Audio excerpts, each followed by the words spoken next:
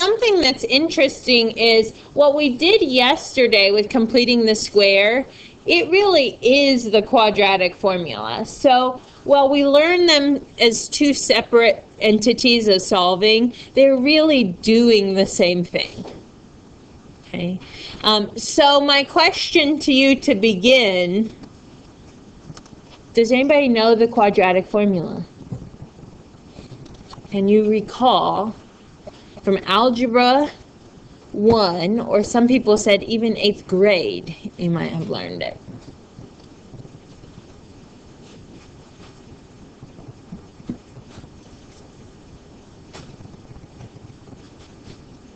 Nobody? Not anything? Okay, write this down. The quadratic formula. It is for use with quadratics in standard form. That's ax squared plus bx plus c.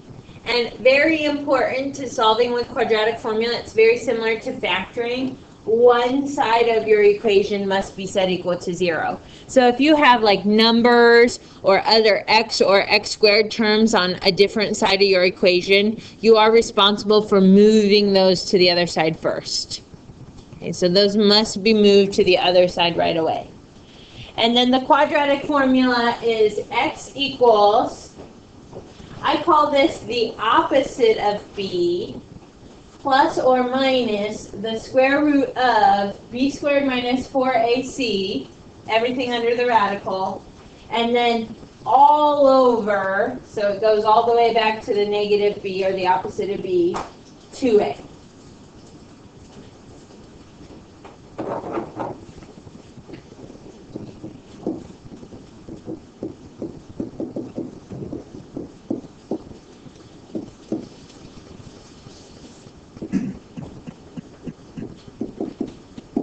So this can be a point of confusion for some people. They see that negative in front of b at the very beginning, and they always want it to start with a negative. But what that sign really means in math is it means the opposite of b. So if b is positive, when you plug it into the quadratic formula, it will be negative. However, if b in the formula, in the standard form equation, is negative, when you plug it into the formula, you'll change its sign and it will actually start positive.